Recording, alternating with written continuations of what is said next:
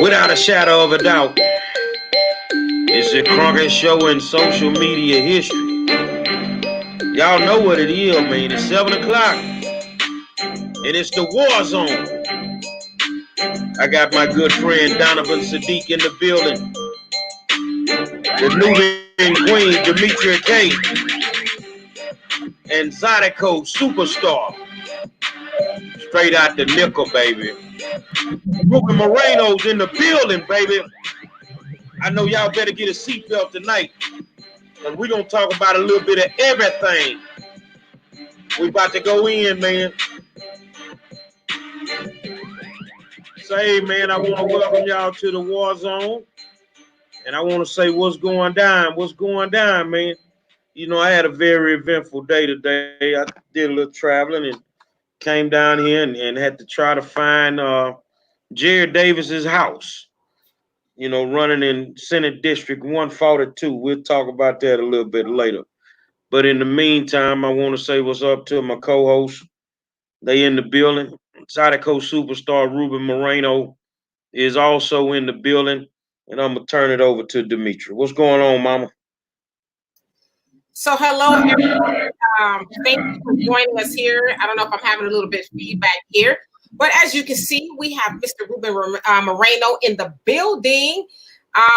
Zydeco, and I'm going to ask you about that because I was listening to some of your stuff. So I'm going to ask you about the style of music you have in a minute. But it sounds like you were heavily influenced through growing up in Houston by a whole host of artists. And so can you tell us about that? Yeah, I grew up in a really interesting place. I grew up in the inner city in the wards, in Second Ward and Fifth Ward, and those are two neighboring communities. And there's a lot of music, a lot of culture there. And I had the privilege of being raised by my grandmother, and she raised me from birth until I was 15 and a half, somewhere around there. She passed right before I was 16, and she had a club. She owned a bar that was connected to the house. So I had free access in and out of the bar as soon as I could walk. And she had all walks of life into that bar. She had all type of singers, performers, musicians, comedians, philosophers, military men, like everybody, every walk of life are going through that place. So I was able to pick up a lot. I was able to learn a lot. In a setting like that, it's probably not the ideal place for a child to be raised, but I think I learned a lot of survival skills, and I learned a lot of music from there, and visiting family and friends, and all over Second Ward and Fifth Ward. Being able to grow up, part of my life in Frenchtown is a particular part of Fifth Ward, and being able to be exposed to the history and appreciating our deep Zydeco roots and our blues culture and stuff like that in Houston that a lot of people take for granted. They don't even know they're being exposed to it when they're being exposed to it. Right. And your story of your grandmother, have you ever saw the movie Lackawanna Blues? Yeah. That's what it reminded me of while you were talking about your grandma and all the people who come in and out. Yeah, it's that movie is it's strange seeing that movie at a real young age. The young man's name is Ruben, yes. And he's raised by this grandmother figure, and she's in this setting where it's like it's just everything that I was exposed to, from renting rooms to having the juke joint and the drinks and the food, and I was like, wow, this is real, and it's based on a true story. I'm like, okay, there's another Ruben that went through that before me, so I appreciate that. Right. Yeah. I mean, that's what I heard as you were telling the story. I was like, and it actually is one of my favorite movies because like you were saying, Ruben, the character, which is actually his real name too, he was heavily influenced by all of those people. And so, yeah, that's what I heard. So tell us about, let's say the first time you were able to perform, and what was that like? The first time I officially performed, I was 10 years old. The times before that, it was just me at my grandmother's bar or in her backyard on Sunday mornings, trying to hone my skills and learn. But when I was 10 years old, I got an opportunity, another unusual opportunity as a 10-year-old going into the Houston Continental Club. And it's the Zydeco legend we have. He wrote a lot of the hits that are being passed down now today. His name is Leo Thomas, and his son Leroy Thomas. Him and his son were performing at the Continental Club, and it was Leo's birthday, and they call him the Bull of Zydeco. So here this legendary Zydeco artist, and it's his birthday night, and he's got his hat and his 3-piece suit, and I don't know, I think it was red. Everything, including the shoes and the socks, was like red and gold. And he comes down, and I walk through the front door. He walks to the front so he can let the bar owner and the doorman know that 10-year-old is with us. He's going straight to the stage. He ain't gonna be doing nothing else.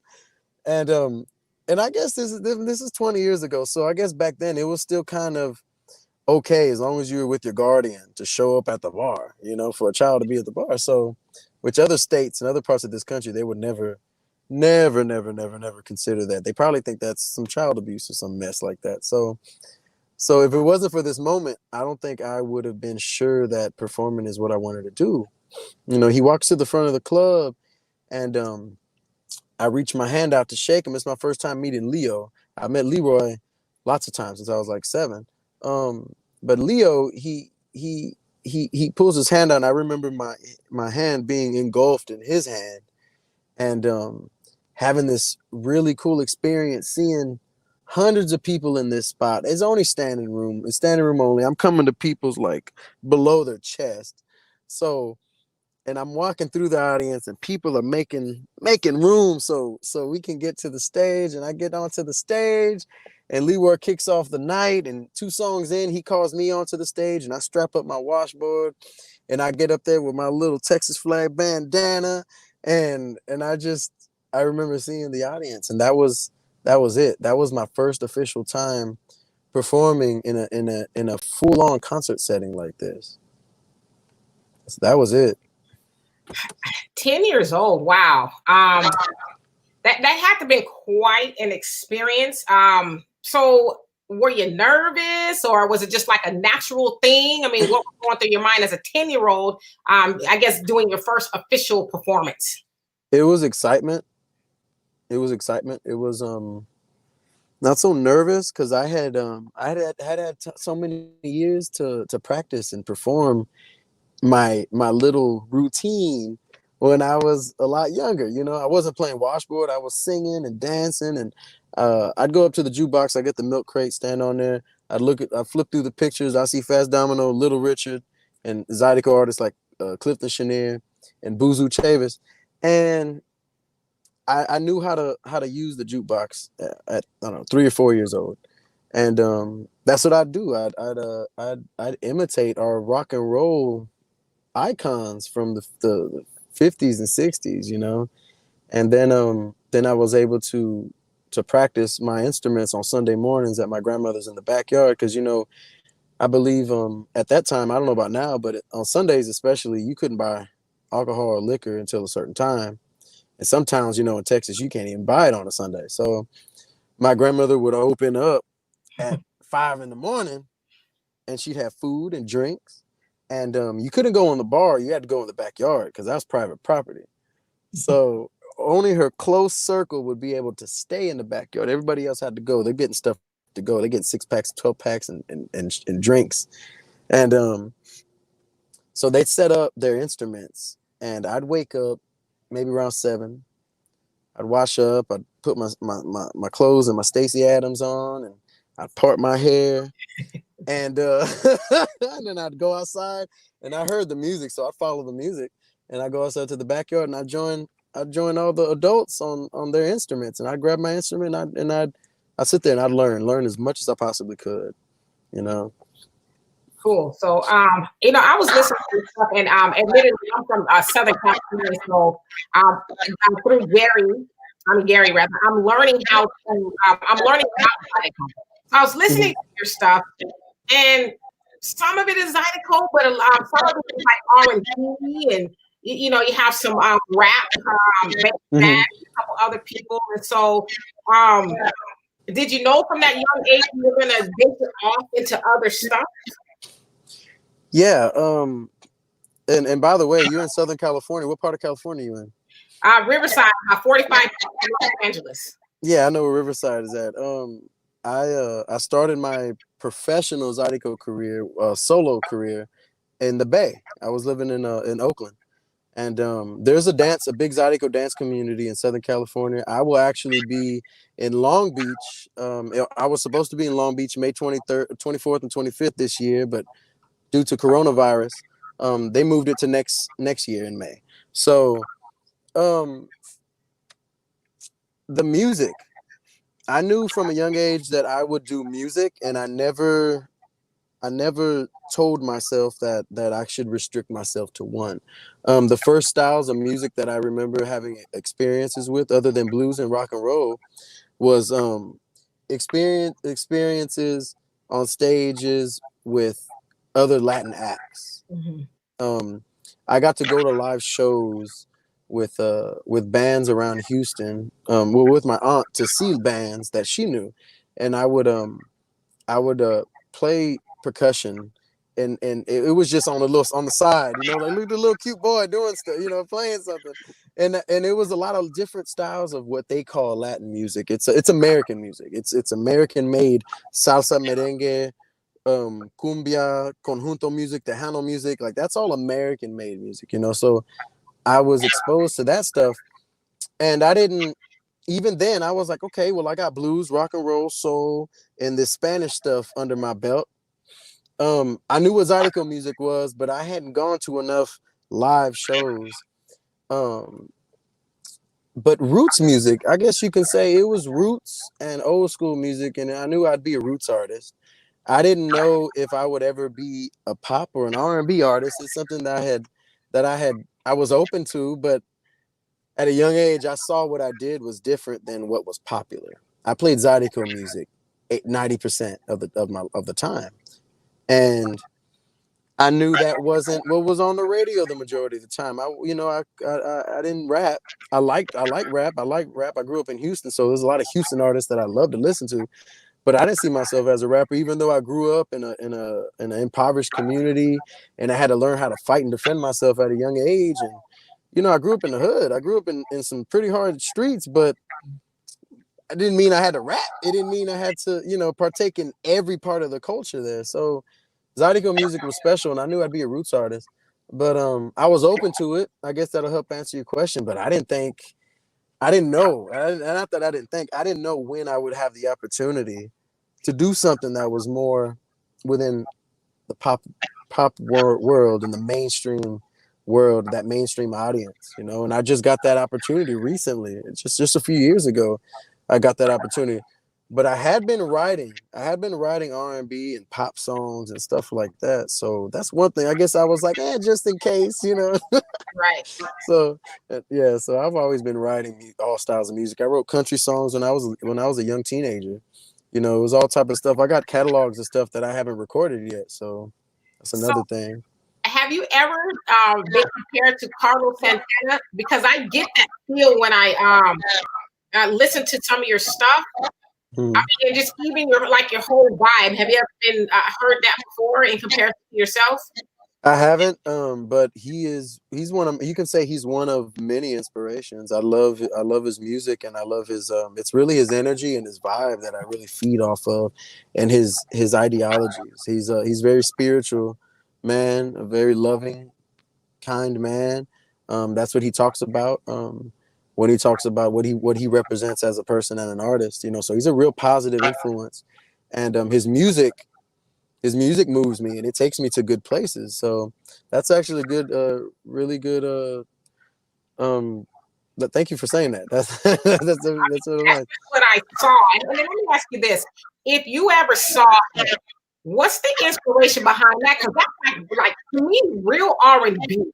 So what was the inspiration behind that? I watched the video, and it was kind of on the morbid side. It was a funeral type of thing. So is that a true story, or so what's behind that? Which was it? The video that was at a funeral? Yes. Oh, that was If You Ever Met Her. That's what I meant. If you ever met her. Sorry about that. Yeah. that song right there. See, Bash helped me write that. He came up with a hook, and it was the beat. I think the producer. I think if I'm not mistaken, it was Bruce Bangs, a well-known Houston producer out of iMix Studio, and I Yeah, I started know humming. Bruce. Yeah, so I started humming some stuff, and Bash, he don't wait 10 seconds before he starts throwing stuff out there. He's just so natural at moving forward in the studio. It's like he hears me singing, he hears me humming, try this. And I was like, you know what? That fits. So what did it come from a real place? It definitely did. I lost my grandmother before I turned 16 years old. And this song, I told him, it's really I'm getting this from having that experience of a loss, and that's what I started writing off of, And he was like, Ruben, that's a great story, but we're doing a music video, and people will be moved in such a way to see or to think and imagine them losing a girlfriend or a wife or a mother, somebody like that. So that's why we used that setting, where I had lost, my girlfriend or fiance, and those tears on the scene where I fall out on the casket, that's 100%. That's real right there. Because I put my mind where I was when I lost my grandmother, and my mind where I would be if I were to ever lose the mother of my children. It's like I don't want to be in that place. I don't. That's somewhere I don't ever want to be. So I couldn't imagine that, and it worked. It worked the way it worked. Those words came from heart. That scene came from the heart. All of that was it meant a lot to me. It was a really good experience, and the production of that video was out of this world. We went to a church, and the cameraman picks me up because I'm in LA at my people's house, and I Ubered kind of in the area, and he said, meet me in the flower district. We got to pick up flowers for the video. And I knew there was gonna be some type of death scene. I just wasn't ready to see a casket in the back of my boy's car. Like, it was crazy. We pick up the flowers, we got the casket. I'm doing the scenes with the girl, and it's like, wow, all this is coming together. Then we get to the church, they unload the casket. The casket gets unloaded. The scenes start, the makeup comes. I'm at a funeral. I'm at a whole funeral. It was nuts. It was really nuts. So, Ruben, what is your nationality? What is your actual nationality? My nationality. I was born in Houston, Texas. As we also consider it the land of Amexem. I'm a Moorish American. I don't identify as Hispanic. That's not a nation. Latino is not a nation. And they find ways to take our nationalities and take away our sovereignty and take away our natural born rights when they take away our identities and they take away who we are, as a whole. So I identify as Moorish American. Okay. So, growing up in Fifth Ward, Texas, I mean, coming from Fifth Ward, did they accept you as a Moorish American doing Zydeco? Or was that Um, a tough transition? I was always an essay growing up. That's what everybody Okay. called me.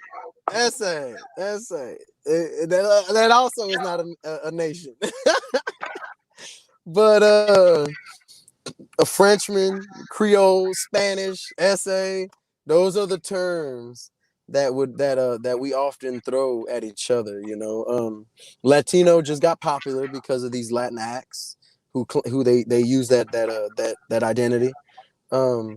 So did they accept me? Some people didn't.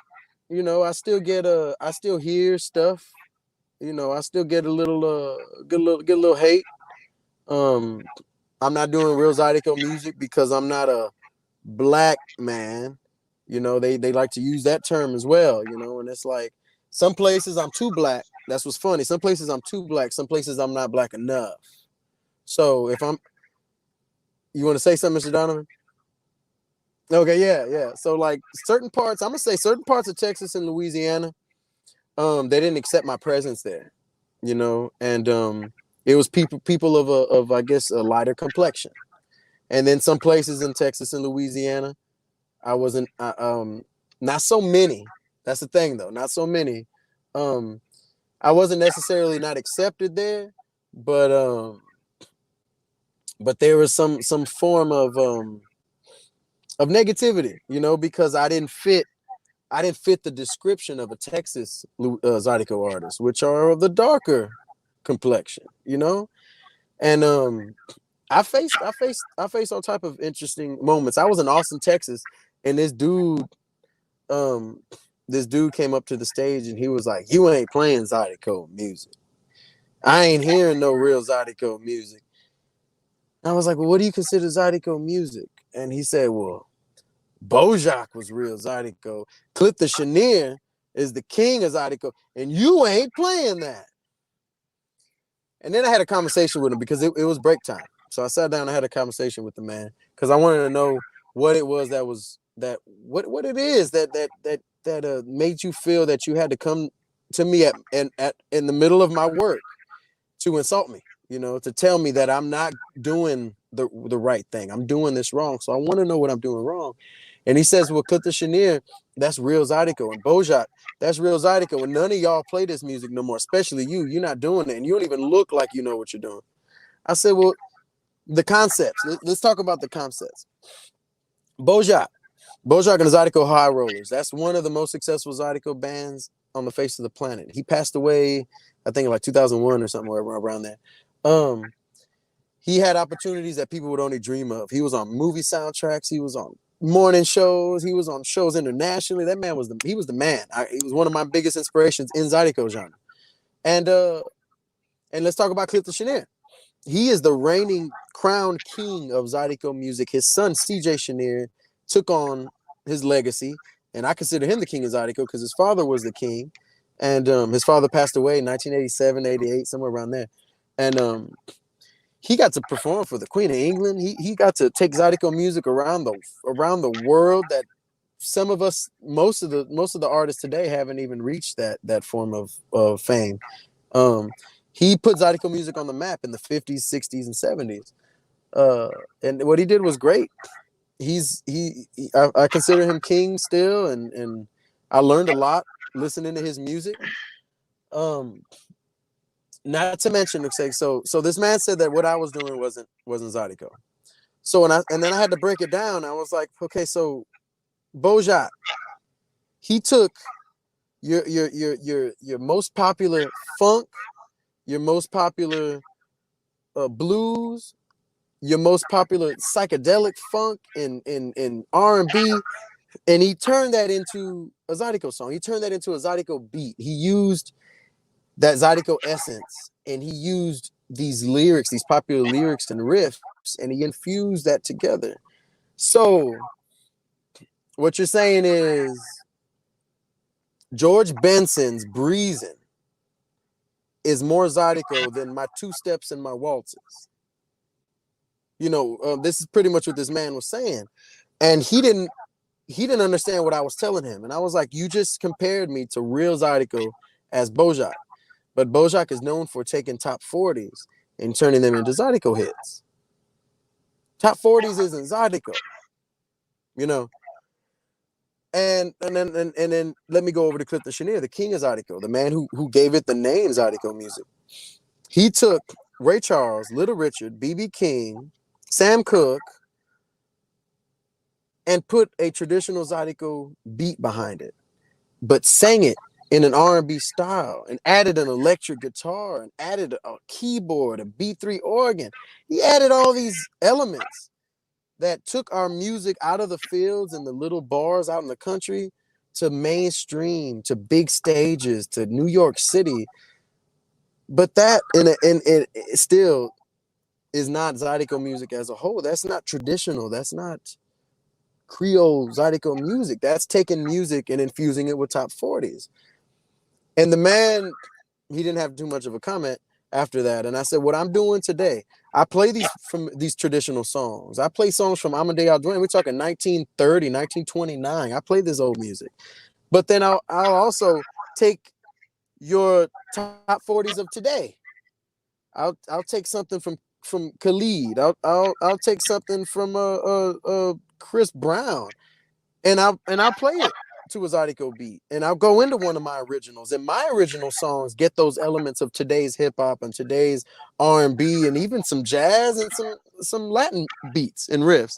So I'm using the same system. I'm using the same formula, and I never broke that formula because I saw all the people before me do that as well. And it that's how you connect with your audience. You go out and you read your audience and you say, hey, I'm in a place where everybody here knows how to.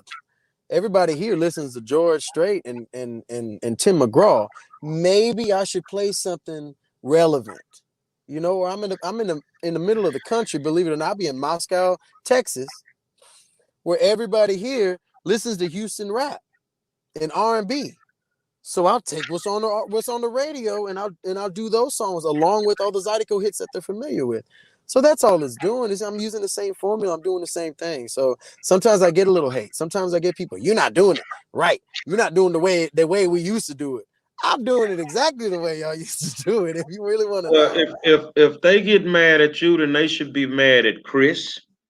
They should be mad at Leon. They should be mad at Jay. Definitely be mad at Jay Paul. Paul, because man, no, he Jay on something else. Yeah, he takes top 40s and he does like, man, that's another. I mean, growing up in Houston, Paul was the man when it came to being current. Yeah, I love my old school legends, but being current, man, I was at the J. Paul dances every chance I could. You know, and so he paved the way for when it comes to progressive and modern styles of Zydeco music, you know. And I think I'm touching on grounds that might be a little more extreme on the progressive side, you know, because I like Miss Demetra said, you know, like some of these songs sound like R&B. Some of them are full on R&B. Some of them are a hybrid. Some of them I'm breaking the formula a little bit, and I'm taking it a little further, trying to see how much further can I take it, because Paul took it to another level. And that's the name of one of his albums. He stepped out the box a little bit and said, you know what, I'm just gonna try this, you know, and he made it comfortable. He made it comfortable for artists like me. I think Jay Paul was one of the first ones that infused the hip hop into Zydeco. He did it successfully. It was some artists before him that did it in the mid 90s. They were not so successful at it. And what I say is by that is it sounded more Zydeco than it did hip hop. Mm-hmm. But when Jay did it, he made it sound like we've never heard it before. He made it sound like they're a brother and sister of a genre, like they had always been connected, you know? Mm-hmm. Well, let's kind of switch gears for a second. Mm-hmm. I had a great conversation with you the other day, and we got into politics. I don't know if you guys saw my video today, and I went looking for Jared Davis's house. You know, he's a politician, and he's running in Senate District 142 in a runoff against Harold Dutton. Well, I show up at the address, and it's an empty lot. It's an empty lot. And the sad part about that is the corruption in politics is not just affecting the African American community, it's affecting the Moorish community as well as the Latino community, because I really feel that they use my Latino brothers and sisters for their votes and they get nothing from it. Sounds familiar, don't it, Dimitri? But they use them, especially in Houston, for their votes and they get nothing from it. So what do you think about that? What do I think about it? Man, look, I'm 30 years old, and before I can even say anything, y'all might throw me out the chat already. Before I can say anything, I got to let you know this. Look, I'm a millennial, as they call my generation, millennial, and I got to be honest. I just turned 30 a few months ago, and I still don't hate me. I still haven't participated in an election yet. Not a local, not a state, not a presidential election. Why? Because when I get excited about somebody, I get excited about a candidate, and I see, you know what, this person right here, and it's this person right here. Okay, let me figure this out. And I start researching them. And I research them and I see where they're from. I see what their education is. I see what they've gotten done. I see what their actions are, what it is that what choices they kind of lean towards, and the people that they rub shoulders with. And then I start to hear who they're funded by. And then I start to hear, I reach out to community people. I reach out to communities, and I start to hear what type of interactions they've had, what type of what they can tell me about these people, because I want to know from my elders, and I want to know from the people around my age and from my youth, because some of these people, as soon as they're 18, they're going out there and they're voting, and I'm proud of them, because that's an exercise, and I think your vote matters locally. But then I get experiences with some of these people, and they misrepresent themselves, and they misrepresent the communities that they so-called represent. A lot of the times we get riled up by what they're selling. We go out and we vote, and they drop the ball, and they don't fulfill a lot of their promises. And I know that's usual. A politician can't be perfect. He ain't going to fulfill everything. He ain't going to fulfill our dreams. But when I see certain things, and I can't say no names, but when I see them make choices that are going to be devastating to the community, devastating to my neighbors, devastating to myself, I take that personal, because I am a community member, and I kind of do rely on you, and I'm counting on you to be my voice, and I'm counting on you to make decisions that are going to not affect our health, our physical health, our mental health, that are not going to affect our economy, our local economy. We got small businesses, and we got things that can be affected that'll ruin us. Everything from supporting your small businesses to I mean, we all know this word gentrification. Y'all familiar with this word gentrification? Oh yeah. Gentrification is genocide. It's genocide. That's what it is. There's nothing wrong with working next to your brothers and sisters, no matter what complexion they are, no matter what their nationality is, no matter what their ideology is or their religion is. It don't matter. That's not going to make me not want to work with you. But there's a way to work and to live side by side, people, and it's not making it to where one class or one type of people have to fall or suffer to make room and to allow others to come in, no matter what communities you're in. I remember growing up, and my grandmother driving me through lines and Jensen, and her talking about the wealth and the business life and the industry and the economy through those routes and these communities from Second Ward to Fifth Ward. Those are neighboring communities. Mm-hmm. And when I was born, I went straight to Second Ward. I grew up and I spent more time in Fifth Ward, and then I started going back and forth.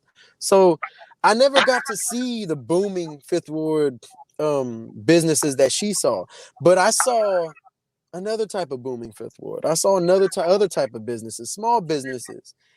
And some of these people that we vote in, it breaks my heart, because they don't see this community as they don't value it the way I value it.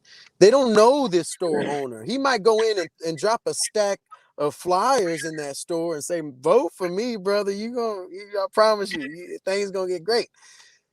And then some of these businesses that we're talking about before COVID-19, a year ago, 2 years ago, 3 years ago, 4 years ago, one by one, these businesses are closing down. They're closing down. Some of these people are having to move out and be pushed out.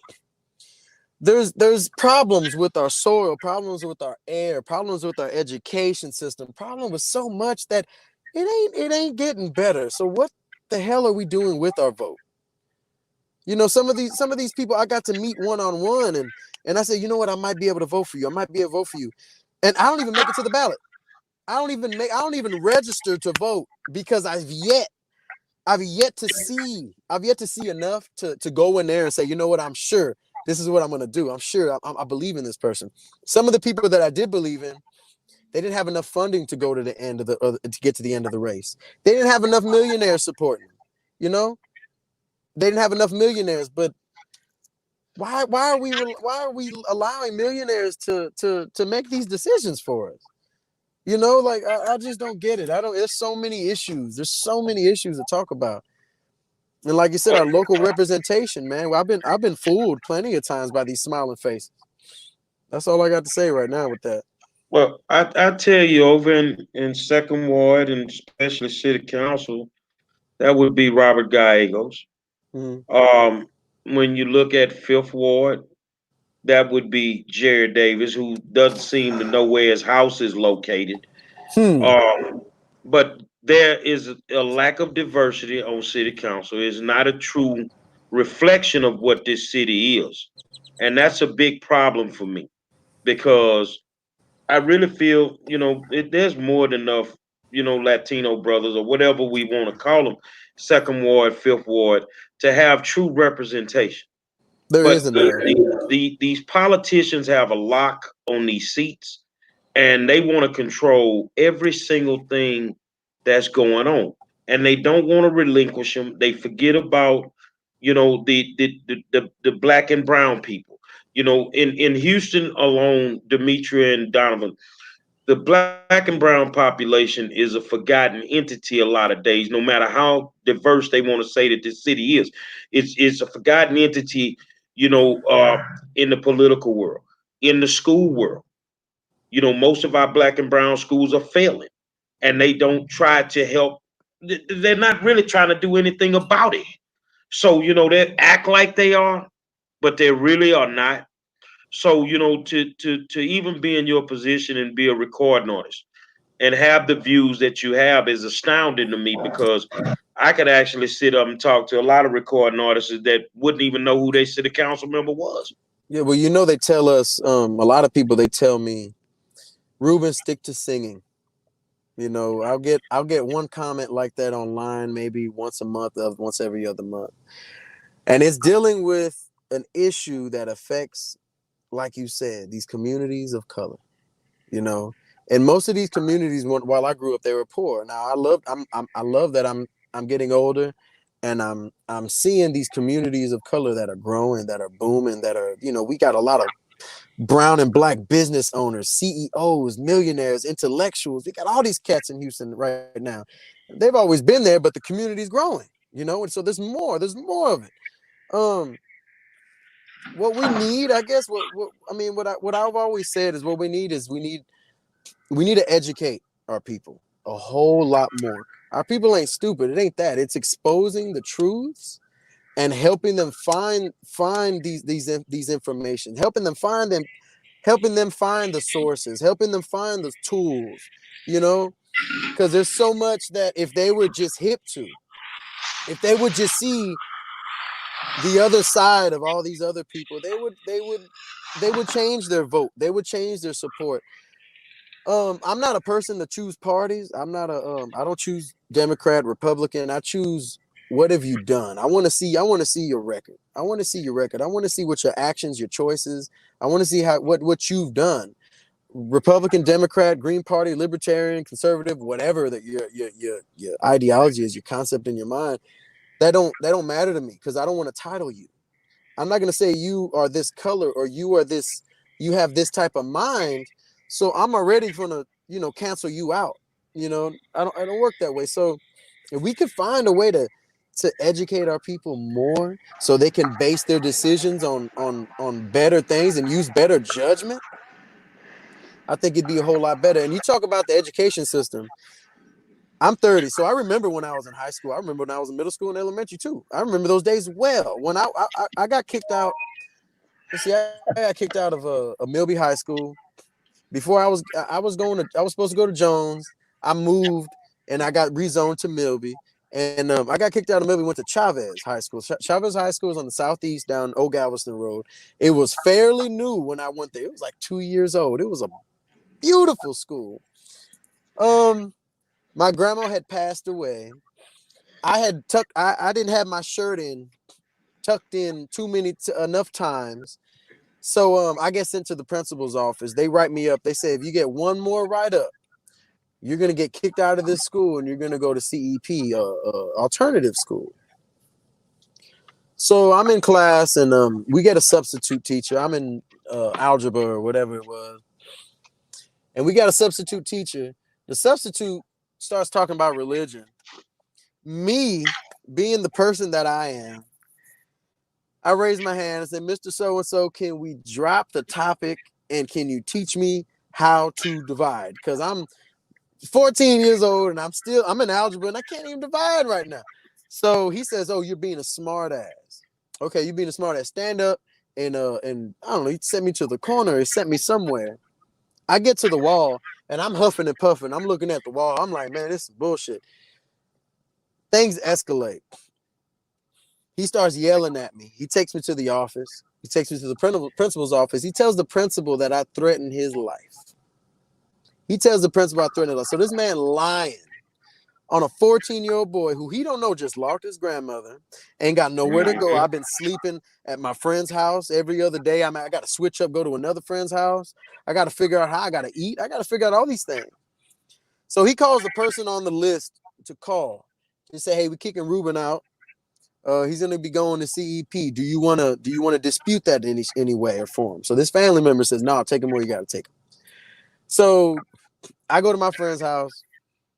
I'm sitting there for 2 days. I'm suspended or something. I get to CEP. My life changes. I get transferred from one alternative school to another alternative school to another alternative school. And I don't go to jail. I don't go to juvenile. I don't make no decisions like that. But when I tell you that this school system does not support the children the way they supposed to support us, I was left alone. I was in a bad place. You know how bad I could have failed? I could have hit rock bottom at that age. I could have gave up on my life and I could have just ran in this crowd that I was surrounded by in this community where I grew up in. You know, I got taught how to use a gun at 13 years old. I got taught how to fight at a younger age, and I was walking around after my grandma passed away. I was walking in these streets. I was trying to figure out how to get this next meal, how to pay for this stuff for my girlfriend, and then a year after that, I get my first child. I'm 16 years old, almost 17, a few months from 17, and I'm holding this little boy in my arms. You know, so. If school would have been a little bit more supportive, if they'd have had more tools and resources exposed to me, because they probably had the resources, but they didn't tell me nothing about them. You know, if I'd have had a little bit more support, my life would have been different. And it would have saved a lot of other boys that I saw were so easy in my position that made that choice to just go ahead and fall. I'm just gonna go ahead and fall, you know. Donovan? Yeah, hey, man, great topic and I great can't to hear you. meet you. Can you hear me now?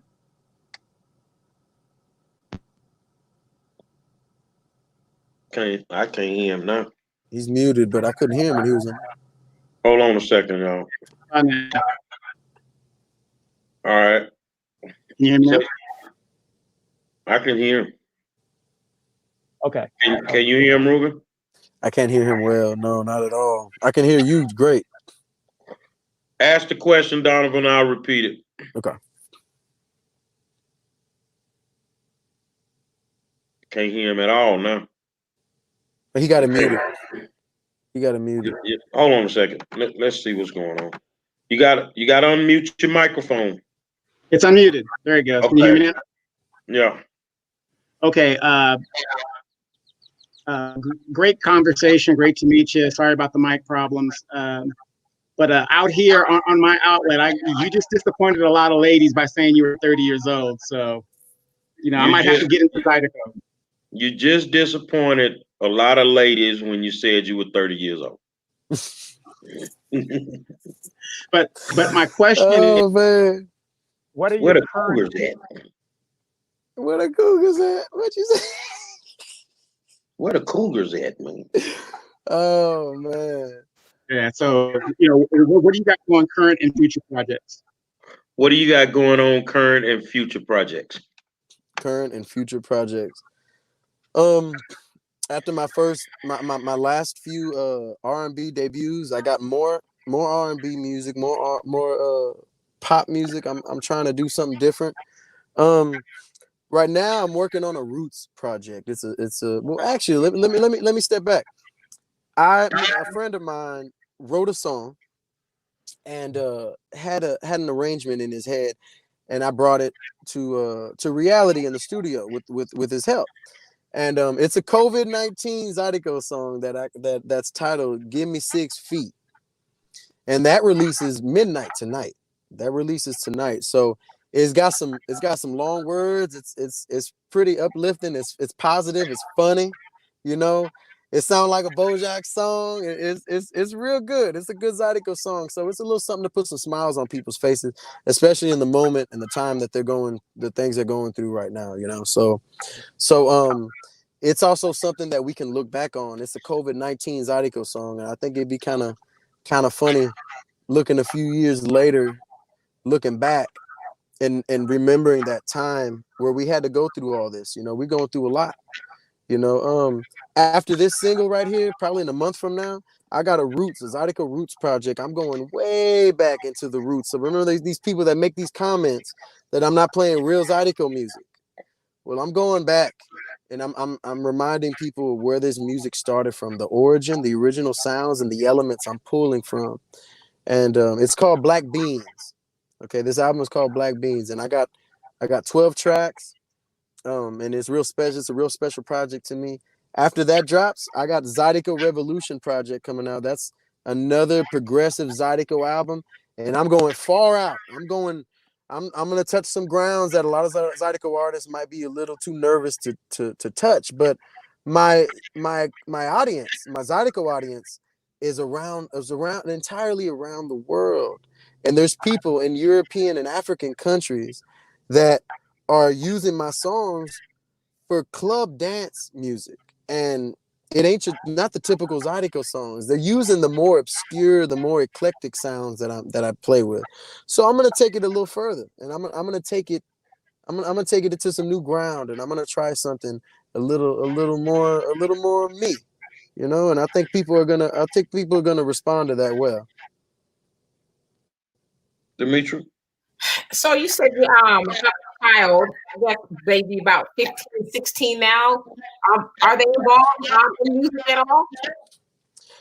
Yeah, my son Ruben Jr. He's 13 years old. He got a scholarship from elementary. He went to Bruce Elementary in Fifth Ward off of Jensen, and that's where Khalid, our great Black Panther leader, Khalid Muhammad, also attended that school. So my son listens to a lot. I've instilled a lot. He's learned a lot. From this elementary school, now he's going to Maryland School for Visual and Performing Arts. Yep. Yeah, he's attending a really good school. He plays 5 instruments. He sings, he reads and writes music. He produces music. He's top of his class, and I've never been so proud of anybody in my life like I'm proud of little Ruben. Here's a big question. Where is he going to high school? Where's he going to high school? There's a few things.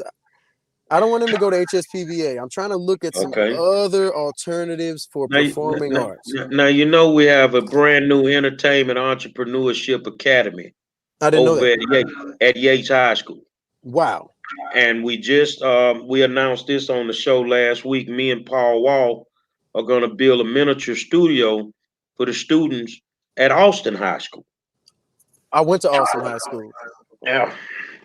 So I mean, he has a lot of options, you know, as far as high schools go. Just depends on what he wants to do. But I tell people, don't sleep on Yates. And plus, it's an what they call it, a baccalaureate. What is that? They gave them that status, international baccalaureate world school now at Yates. So I mean, but the biggest thing is me and my friend created that entertainment academy for a reason, because we want kids to learn not just the art of music, but learn the business. You need to learn the business. If you master the business, the music is the easy part. You see, the music was what I was always worried about. And I didn't learn the business until a few years ago. You know, I never published my music correctly. I never received my credits correctly. There's so much stuff that I missed because I didn't have that education, that business education. Now, you want to talk about booking gigs and negotiating? I did that all day.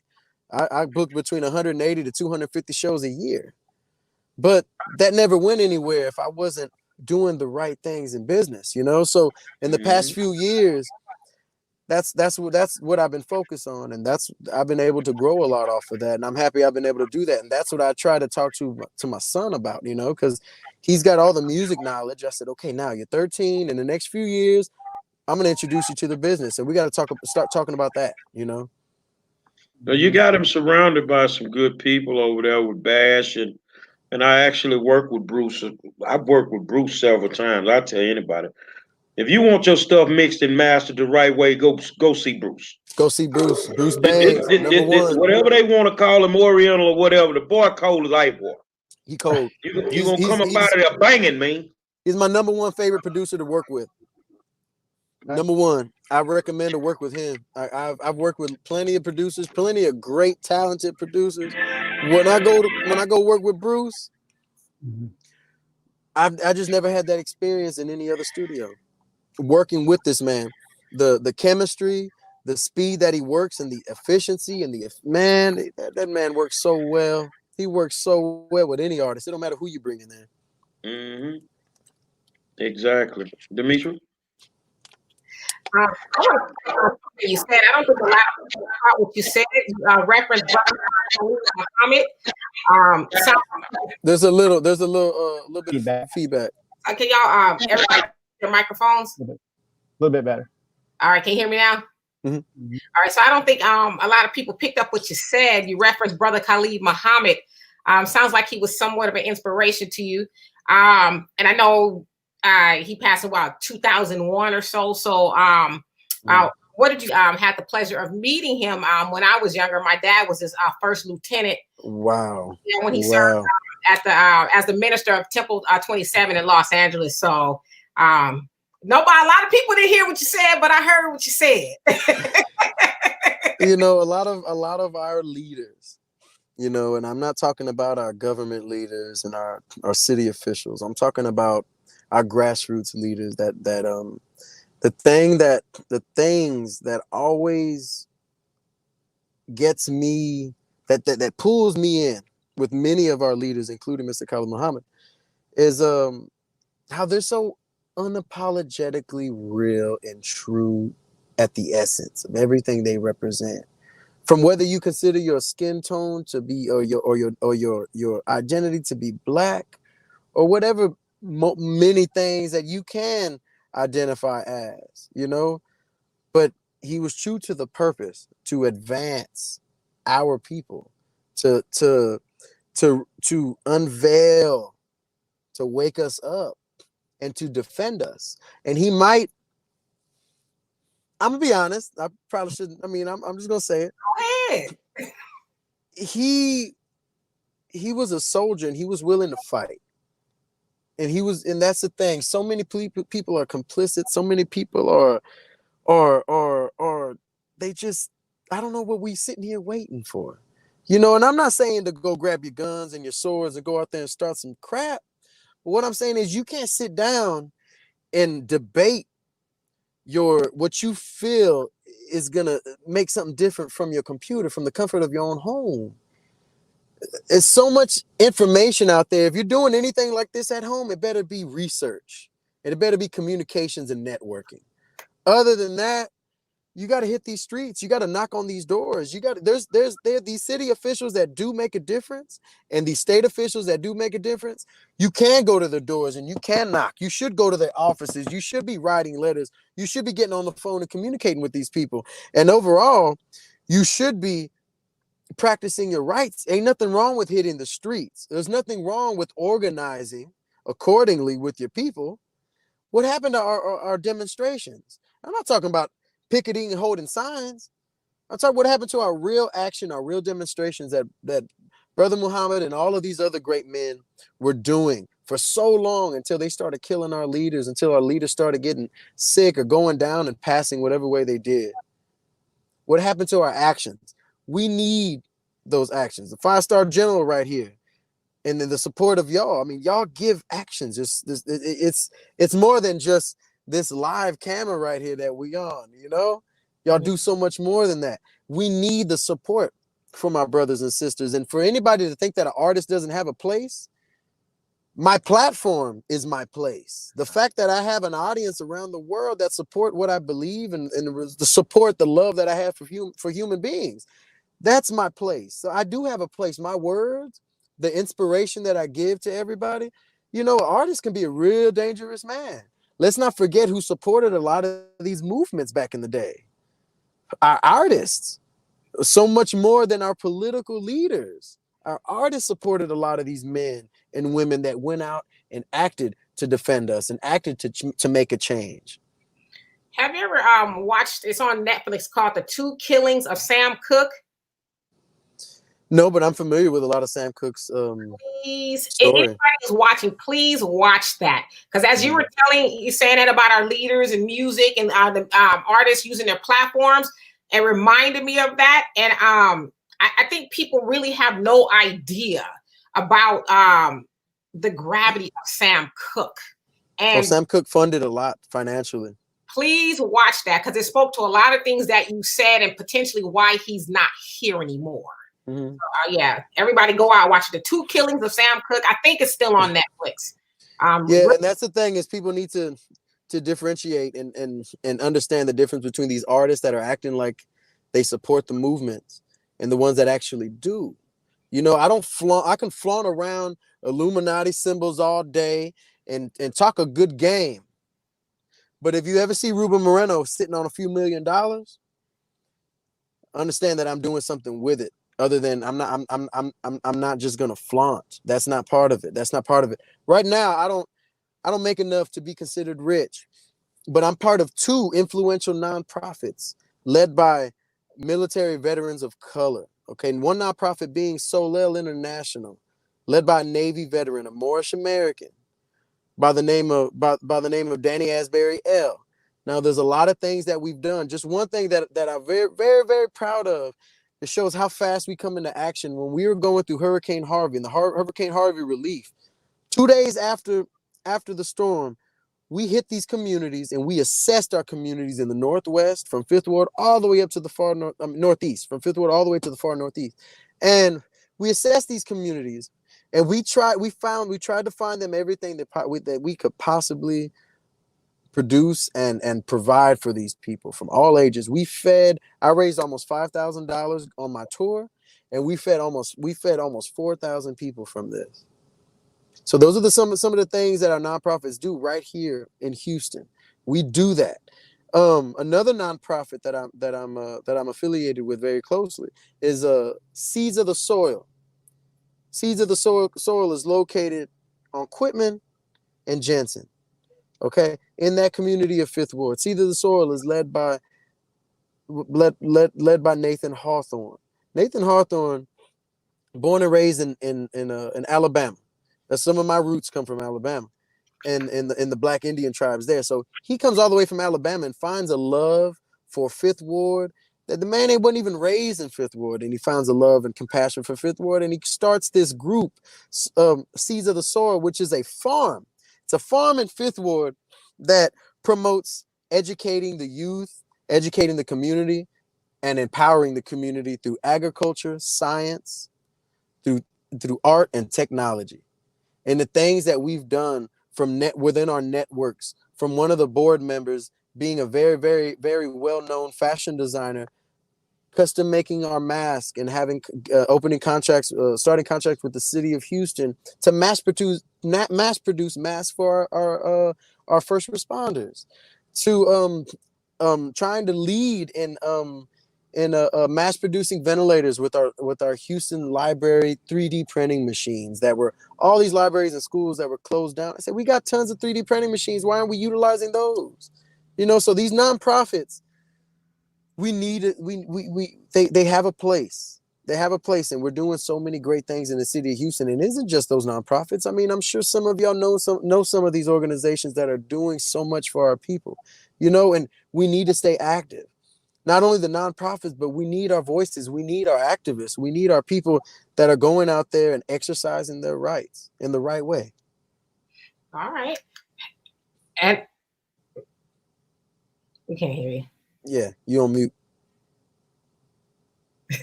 He's still talking. I'm sorry. You made a great point. It's like trying to move the needle in the black and brown community, and I think that the Hispanic, Latino community, Moorish community, as well as the African American community, we don't wake up wanting to fight. That's right. But if we got to get down, we need to start getting down. That's right. I look at the east end of town, and I think about Joe Campus Torres. And his anniversary just passed a few days ago. Beaten viciously in Moody Park by some on-duty police officers, and the disrespect that came from that. One officer got a $1 fine. $1. $1. 4 quarters. And then you think about in our community, if we go back, we look at Ida Lee Delaney. We can go back. It took over 300 police-related murders before we got a true bill from a DA on a police officer. And I hate to those streets that where Joe Campos Torres was dragged off of and thrown into the bayou. These are the streets that I used to walk down. These are the streets where my grandmother showed me the murals and showed me, Ruben, we have a rich history. Ruben, we have a culture. Hispanic ain't a land. Latino ain't a land. We have empires. We are children of the greatest empires on the planet. And she empowered me with those things, and to know that these stories and these people that were victims, and we can be a victim any day in the city of Houston. Let me tell you about the HPD. I moved into the north side, near north side, what they call near north side Houston, which is just 5 minutes north of downtown. My second month of being there, I was dragged off twice by HPD. Twice off of my property because I was suspicious. How I'm suspicious in my yard?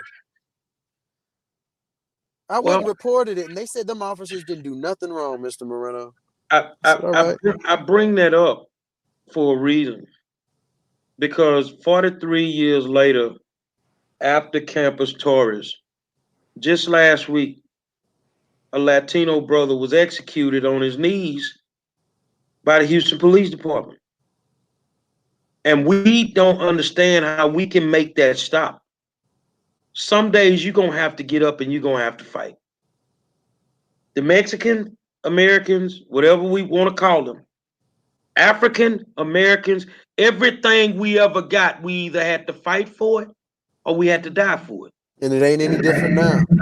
And the only difference is we're not doing it, and they continue to brutalize and kill us and murder us. Yeah, and I think it goes right back to what I was saying earlier about educating our people, getting our people involved, getting our people directly involved, and educating them and enlightening them and letting them know. And that could wake up a few, but we don't all got the answers, but there's so many ways that we can help and we can make a difference. In any way, shape, or way, or form that I can assist y'all in doing that, I'm completely down. My next Zydeco album, I'm being a little more political. I'm gonna be the first and only Zydeco artist right now, today, ever in history, that is gonna use this Zydeco platform and use this genre to expose some truths, to push some buttons, to get some people moving, to get people thinking. I can't wait to share that with y'all right here. I can't wait to share that with y'all. Oh my goodness. Final words, Ms. Demetra. Final words. As always, thank you for coming on here. And I want to say I like your tattoo of your ankh. This is a ankh on top and a Mexica double-headed serpent bar of king shit. So that's both my native roots and in the Americas and my native roots in our land in Africa. Cool. I have one too on the back. Nobody knows that, so now you guys know. So where can you find your music? My music can be found on every digital platform. You look up Ruben Moreno. You can find it on iTunes, Amazon, Spotify. You can follow my website at rubenmoreno.com. RubenMoreno.live. RubenMoreno.live. All of my music is there. My music video. I got a YouTube channel, Ruben Moreno Vivo on YouTube. Every platform of music, you can find me on it. Ruben Moreno, Zydeco. If you just Google it, everything should pull up. RubenMoreno.live is the website. I'm looking forward to talking to y'all again. There's still a lot more that we got to touch. We got to touch on these vaccines, on COVID-19. We got to touch on how these artists have been impacted by COVID-19, man. I got shows canceled all the way till August 2020. So, yeah. So, but there's a lot more we could talk. We could revisit this in a few weeks. Cool. Absolutely. Mr. General, can't hear you. He said, "Damn." Donovan, I think he's going to you. Donovan. Yeah, no, but yeah, can you Go guys ahead. hear me? Yeah. Well, all I can say is like, thank you so much. And again, we need to get you back so we can get that. What you just said, man, you should have your own show. You know, he should be on here as a host. He was dropping so much knowledge. He welcome to come on anytime he get ready. Anytime. Just thank you. Man, thank you. Thank y'all for having me. Thank you for welcoming me in your space. There's much love for y'all and everybody listening. I really appreciate that. My final words are simple. Whether you black, white, brown, whatever, we got issues. And some days we're gonna have to man up. Some days we're gonna have to wake up and clearly understand that we're gonna have to go against the grain today. And sometimes when you're fighting for what's right, you'll walk that walk by yourself. You'll walk that walk by yourself. But if that's the case, then that's the case. Y'all tune in tomorrow night. Harris County Black Democratic Party. Harris County, the Coalition of Black Democrats, President Terrence Skanks tomorrow night. Let's talk about some of this foolishness that's going on in the Democratic Party. Because I'm not happy at the moment. I don't know how y'all feel, but I'm not happy. I want to thank our guest, Ruben Moreno. Make sure you go to all the platforms, pick up this man music, support my brother right now. Same thing we did for Leon the other night. Let's do it for Ruben, man. And make sure you tell Bash I need him on the show, man. You got it. I'm going to holler at him right now. I want to say thank you to my good friend Donovan Sadiq, my good friend Demetra K. I am the 5-star general. Tomorrow night, Terrence Skanks. We're going to get to the bottom of this democratic foolishness right now in the city of Houston. I'll holler at y'all. Peace.